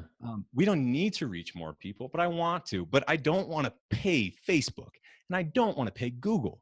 And these companies are censoring us, for our message, I would assume. And also not really giving us much juice right now. And I'm not complaining. It's just like, this is how it is now for whatever reason. And that, to me, is problematic because people don't realize that switch that happened. Because probably in 2013, if you were looking for me, you would have found me. Yeah. Yeah. Now, if you look for me, you're more likely to find someone who's pretending to be me. For sure.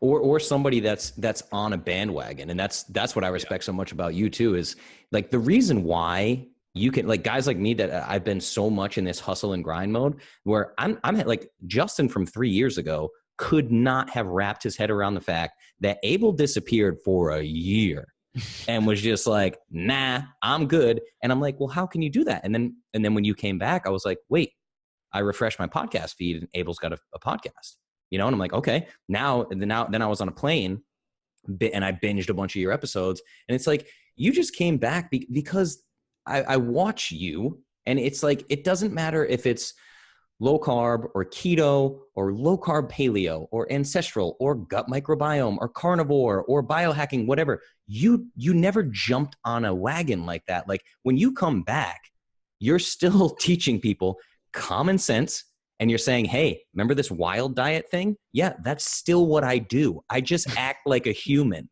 I do what my body is designed to do. And I think it's the fact that it may seem frustrating because since you don't jump on a bandwagon or something, you might be censored or whatever, but your core audience, I guarantee they're still right here listening to you because you do that common sense, I appreciate that. I think enough for sure people are, and like any is enough for me and for you as well. It's like, man, if I were playing a gig and 200 people showed up, that's a lot of people to be in a room that, like, are paying attention to what I'm giving them. Yeah. And now it's like, if I get 2,000, 20,000, 200,000, 2 million views or downloads on something, it's like, eh, well, whatever, Yeah. it's internet. And then like, you've got to do a bit of both of those things. It like doesn't matter at all. And it's the most important thing ever. And somehow you have to integrate that. And Yeah. that takes some practice. And it's a moving target for sure. And We're yeah, so, I don't want to come off as too frustrated or negative on this, but I do want people to be aware of what they're up against, because it's like you are at your most vulnerable when you're being pulled into your phone, right? It's yeah. like you're at your most vulnerable when you're distracted. Right. If you can notice when you're distracted or when you're lost in scrolling on a feed or autopilot, if you can just notice that, that's the first step. Just notice it. Yeah. And then you'll start noticing it happening in a bunch of different places. And you're like, I don't want this. This isn't Right. making me feel better. I'm Right. feeling worse right now, but I noticed that. Yeah. And so I'm going to do this instead, you know? Right. And it's, I And always say it's taking the red pill. It's really, it's the matrix yeah, thing, you know? yeah. And I know like I hear Tom Bilyeu and guys like that talk about it. Like I'm trying to pull people out of the matrix, but it really is, it's a great, analogy for what's happening here is you have to just be aware of what's going on. And again, like you said, Yeah. start taking responsibility for things like your attention. What are you Mhm. spending your attention on? Because your attention is now a form of currency. Well, what's the difference between your attention and your soul? Mm, It's like, what? And I don't mean to come off as like too deep or too profound. I'm just like, seriously, what is the difference? If like all the spiritual gurus say that everything is in the present moment, yeah. then isn't all we have our number one, our attention and our, intention, I guess you could say, our invented past and our future that doesn't exist Right. yet. Right. Right? Like that really is our attention is everything that we have. It's more Absolutely. important than currency. Money's completely made up and printed and like a complete uh, agent of control in a lot of people's lives. Yeah. Most people, if they ask themselves, what is determining most of my decisions? It's not because they're trying to make more money and get rich. It's because they're trying to get out of debt. It's because, Mhm. like I was when I was at my sickest, it's like you've got to deal with that. Yeah. The thing that is constantly this monkey on your back, stealing your attention. But yeah, our attention now is being stolen by almost everything tech that's tech related, right? It's Yeah. like my refrigerator doesn't need to talk to me. Oh, Thank you very you much. have 2 eggs My left. Hey, Abel. cheat code. Yeah. You may want to go shopping. There's only one more Mountain Valley spring water in your refrigerator. You're like, what? What is this, man? Yeah, man. It's not the ideal in my mind. Like, I don't want my refrigerator to go shopping for me on Amazon/Whole Foods. Thank you very much. Right, right. It's like, I know Whole Foods promised to go GMO free by 2018. Oh, just kidding. They sold to Amazon. Yeah. All you health nuts, you work for Amazon now. Yeah. We're just going to keep on making money, I guess. And everyone's happy about it. And this is, Ugh. I forget his name. One of those billionaire owners, I think, of Amazon has 3 flying car companies. Oh, So yeah. it's like, if you want to support that, then keep playing their game. But, Right. man, it's getting so weird and so silly Mm. in a way that's silly when you come back to it. It's Yeah. like a talking refrigerator. Right. It is. It's almost comical at this point. And the thing is, I struggle with this. I've said it in Facebook Lives where I'm like, it would be comical if it wasn't genuinely ruining people's lives. Exactly. It's And it's that's why it's not funny. no, it can be comical for guys like you and I because we're in a situation, as pretentious as that sounds. It's like we've put in so many years to self growth where you can kind of look at it and go, oh man, I'm not falling for that game they're playing. That's kind of crazy. Well, yeah, I mean, like I interviewed JP Sears, who a lot of people have seen his videos all over the internet. He does Yeah. satire big time on pretty much every health trend and spiritual trend. Really great guy too. But I had this conversation with him where I'm just, because I do some like musical satire and stuff like that too. But to do good satire, you really need to see a trend or a health movement or whatever the subject is from both sides. You need to have one foot in and one foot out. You need to be like kind of part of the community and understand it, and it needs to be your sacred cow, and you need to be comfortable completely slaughtering your sacred cow to do good satire, right? And so like that requires seeing a lot of stuff that's going on that is somewhat invisible to those who might not have time to practice satire. Right? Yeah. Well, and I think songwriting is similar. Yeah, and I feel like a guy like I've actually heard that from several people who have spoken to JP Sears in a personal way outside of his satire, and they're like, yeah, he's like a super deep, like really thoughtful individual. He is. And he from must, what I can tell, yeah, from what you can tell, but he probably has to be that way because you look at both sides of everything, and I tell people all the time, man, like I'm always like, it makes me really sad that you have to come to me, a musician, a dueling piano player from Nashville. My bachelor's degree is in songwriting. You have to come to me to learn that sodium doesn't kill you. Right. Like, wait a minute, what? How can it be this bad? I have no delusion of grandeur. Like I'm some expert that needs to teach you how things are right. It's things have gotten that bad that the only guy you can trust is Justin Nault with the Perfect Paleo podcast. Like, how did we get here? You know? Yeah, it's fascinating. But I think people are just craving real communication, real people, because what has been sold to us for as long as I remember, especially from Hollywood and from like traditional celebrity culture, is these talking heads, right? Who are like perfect. And then HD came. And you remember that when you started seeing like the pock marks on the newscasters, and you're like, ooh. Yeah. I didn't need to see that. Like, it's always better. Right.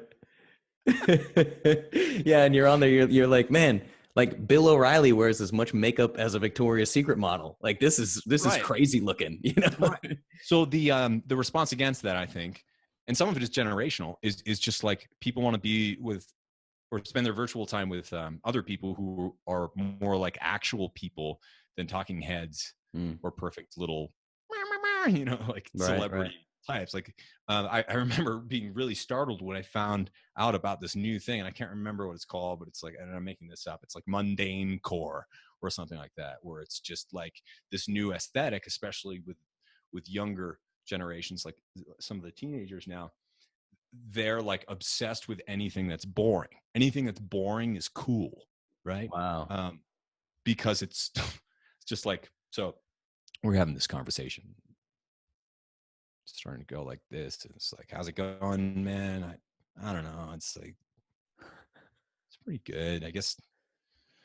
Yeah. It's like that is cool because it's so the opposite of Bill O'Reilly. Right. And it's like their parents were listening to Bill O'Reilly. So like the person who's willing to be mundane. And to some extent, I think I've even learned that from watching and listening to Joe Rogan over the years, is like, okay, so I'm on my best behavior, doing a very professional show most of the time, just like on point, right? Yeah. For the most part, I try to be that way.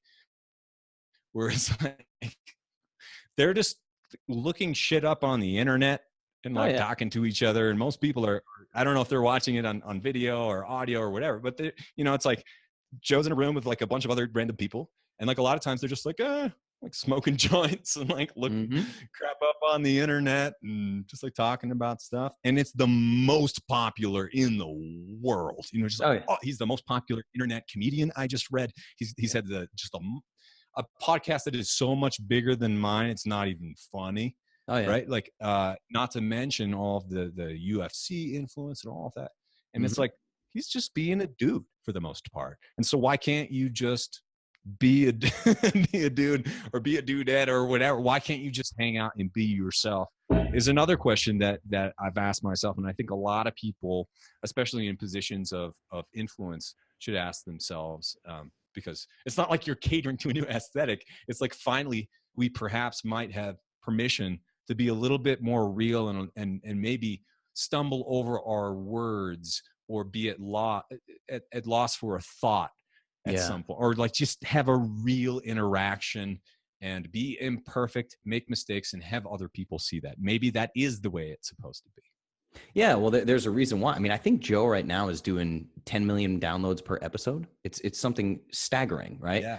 But so this takes us full circle, right? Because in the beginning, when I was telling you that a lot of people in Clovis are like, Justin, how do I handle all the hate I'm getting? All the people that tell me low carb is going to kill me or whatever. I'm going to get have a heart attack because I'm eating eggs. This kind of stuff, right?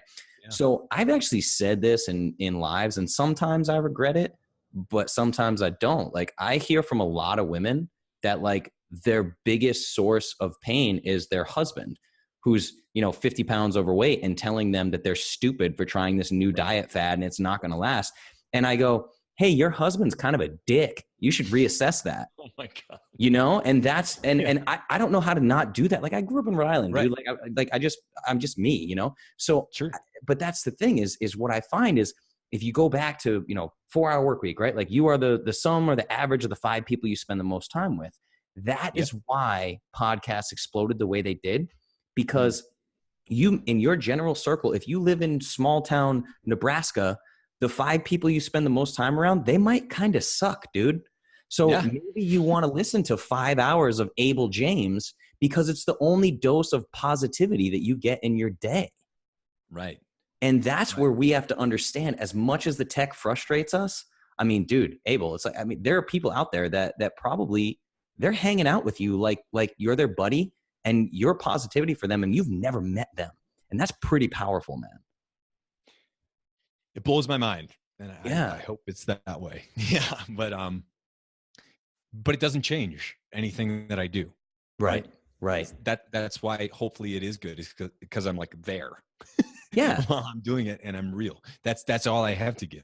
It has to be genuine. And that's the thing. And I can tell you, like you say, I hope that's happening. Well, 1, it's happening. And 2, I can tell you it's happening. Like, dude, I had never met you.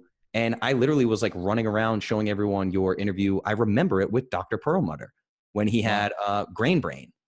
And you did an interview with him where I was like, this is the most pointed like information that I've gotten from a podcast yet. I think it was part of the reason why I went back to school for nutrition. I was like, wait a minute. Like, I just did not understand this whole gluten, leaky gut, all this I was like, what is all this stuff? This is crazy. So, I mean, we'd never met each other. I never thought I would meet you. You know what I mean?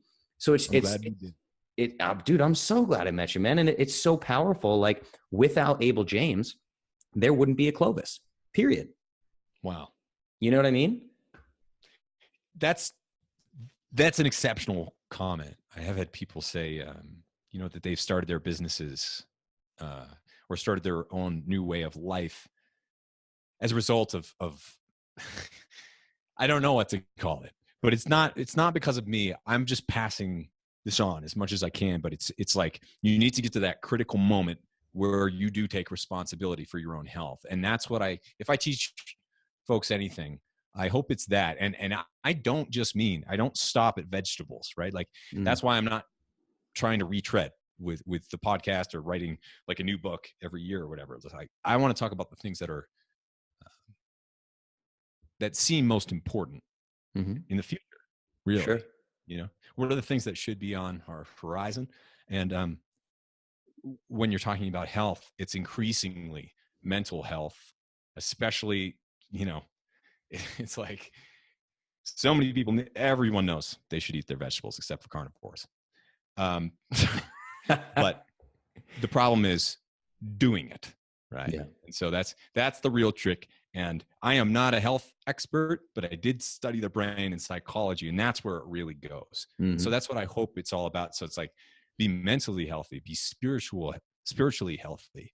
And that's also to some extent, something that I've afforded myself on the show, is the ability and the luxury and the freedom to just explore different ideas, whether or not they have to do with vegetables and nutrition specifically. Because at some point, I'm not going to be serving people if I'm like nagging them to eat things that are obvious to everyone that they should eat. It's just like at some point we've talked about the pillars of like good eating or what have you. And hopefully, like, in this day and age, when you do find someone, this is really cool.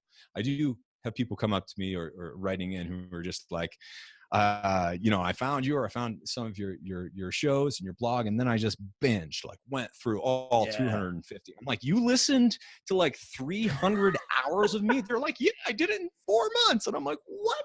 Yep. I couldn't handle that myself. I can't believe that. But they've learned more than I have. Yeah. Yeah. It's amazing. And so when you do find something that resonates with you, just like dig in, go deeper. It's like I have so many podcasts, obviously. I have a lot of interviews on other people's podcasts. I've written a bunch of different things. Like if you dig into someone's history of what they're up to and why they're doing it, it's really fun. Yeah. It's great to find these new personalities, because there are plenty of people out there, but you just have to look harder for them. They're not going to be advertised to you on your feed or in your Google results or search results like they used to be. So you have to look a little harder, and then I think dig a little deeper once you find something that works for you. Man, I totally agree. And it's so funny too, because, it's over 60 hours now on my podcast, just of these live Ask Me Anythings, because I do one a week, and I've done it for 42 weeks now. And sometimes they go well over an hour. So it's good for you, man. But it is this type thing of like, oh, you guys want to talk about thyroid health. Okay, well, I read a book on that. Let me dig the book out. Let me look at my highlights, and I'm going to put a show together for you that's going to teach you a shitload about thyroid. But it is that type thing. People are like, hey man, I binged all 60 hours of your content. I'm like, congratulations, you know more than I do. But it's just, it's so much to consume. But at the same time, when they introduce it to people like, hey mom, look at this guy, or hey, teenage sister, look at this guy. And they're like, he has 4,000 Instagram followers. Why do you listen to him? Yeah. And it's like, right. there's that social proof thing of like, man, because Instagram gets to decide who's an expert based upon the best butt.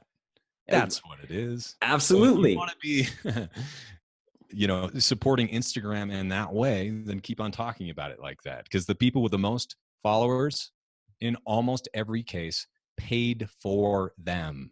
100%. Paid for their followers. The people, once you see it cross the 500,000 to million mark, yes, you can do it the regular way, but hardly anyone at that level has a legit number of actual people, followers. They have tons of bots. They have tons of people that they've advertised to. And this is the way that influence is bought and controlled today. So do not judge someone by the amount of followers that they have. Please don't. Well, and as you and I know, like, it's super cheap. It's super cheap to buy followers. And then you look at it, I'll have people that hit me up like, hey man, I will only post exclusively about your protein powder. All you have to do is send me free product every month, and I'll only post about you. And I might go to their page, and they might have, 10,000 followers. And then you click on all their pictures, and they have like 11 likes and one comment. And you look at the engagement and you go, oh, wait a second, this is not real. This just isn't real. You don't have the engagement there. And the thing about, the reason why I brought up the 60 plus hours of content, and I have episodes on depression and episodes on thyroid and episodes on everything you can think of, right? Fasting, whatever. And at the end of the day, when you talk about your pillars, like the wild diet, yeah, dude, I eat a shitload of vegetables, and I look at people and I go, I'm actually coming out with t-shirts that say this, by the way, sales pitch, but just eat whole foods, change the world. We're done. Simple. Yeah. It's like simplicity. So what I like getting to is like, I know you, like guys like you and I'm not driven by helping someone get from 8% body fat to 4% body fat. That's not what I'm into. I can help people do that. Like if I'm working with a pro fighter or something, sure. But at the end of the day, I want to help people have the light bulb moment where they go, I can literally pick, choose, and design my lifestyle. What I do every day is completely up to me. Yeah. So that's why I love conversations like this. Like, dude, I talked to you before this. I was like, hey man, here's some notes. Here's some talking points. Here's some things we can touch on. I don't think we touched on any of them. I mean, we did it in our own way, but that's why this conversation is so valuable, because I want people to see the other side, what I mean by not the other side of Abel James, like personality. I mean, the other side. Yes, I have seen it. Dry Farm Wines. But it's the other side of what people decide is success. You've reached success, dude. You hit it. You had it. You still haven't. So what's the No. other side of that look like? You know? Yeah. It looks the same. Right. Looks the same. Yes. I will say, being financially independent of debt is like incredibly big thing Mm-hmm. for everybody. So that get that first, you know what I mean? Mm. But beyond that, once you're breaking even, it's fun. I mean, like none of us need more stuff in the Western world, Right. especially if you're listening to this. We do not need more stuff. I will No. buy something tomorrow, probably. Yeah. Having said that, Right. it's and so we have to reconcile those things. Yeah. That's the hard part. Dude, I was cracking up at the Gary. I go back to that Gary Collins interview because it was so good. But there's a great book called The Life-Changing Magic of Tidying Up. Uh-huh. And it's unbelievable. And like I've done one room in my house based on this thing, just my bedroom. And I started with clothes because that's what the book tells you to do, right? I got rid of 5 garbage bags of clothes. And I was cracking up because Gary Collins was like, dude, I had 6 suits. Why do I need 6 suits? And I went in my closet. I had 6 suits. I had exactly 6 suits. And I'm going, Creepy. I literally never wear suits. At some point in my life, I decided I needed suits. I'm going to start being a professional. It's probably when I started Clovis. I'm probably like, oh, I'm going to go to networking events and I need a suit, you know, but you don't. What's the quickest way to get out of debt? Get rid of shit you don't need, Yes. you know? Turn it down. Yes. Turn it down. You cannot buy so many things that we buy Oh, I over know, and dude. over again. So I wanted to ask you, all right, because I'm officially taking up your entire day at this point. Yeah, I gotta run in just a minute. Dude, I love you for it. Thank you. So let's brass tacks. I want to give, obviously people have been a fly on the wall for this in-depth conversation we've had, but Wild Diet, you know, came out years ago, all that. I would say this, Clovis is the idea of building a healthy life together, right? So if you could distill it down and just say, here are a few core principles today in 2018, almost 2019, with all that you know, what is it that you want people to walk away with? If you could give them a prescription for a fulfilled life, what are some non-negotiables in that list? And are you talking about nutrition type health or just like I overall mean, meta quality health? of life in general. And if nutrition's part of that, sure thing. But overall quality of life. I'll just say, like, do your best to get out of debt and get your health under control and do all the required things of that. And we can look into that a little bit more. You can read books and what have you. But aside from that, I think the real thing that I'm after and has given me a lot of fulfillment is growth and challenge and service. That the combination of those concepts, growth, challenge, and service, I'm just kind of making up right now off the top of my head, but it's some combination of that. It's like you need purpose, you need to find meaning in your life, and at a certain point, you realize that you can assign any meaning you want somehow, and every day you need to do that for the rest of your life. Mm-hmm. So that being said, growth, challenge, I think you also need some degree of independence and freedom to practice that, Mm-hmm. such that you can create what you're meant to create. So the idea, and I brought this up on some of the podcasts that you mentioned, that try your best to be a creator, not a consumer. When you look back at even just like my parents' generation, like my dad can fix anything. It doesn't matter if he's ever seen it before.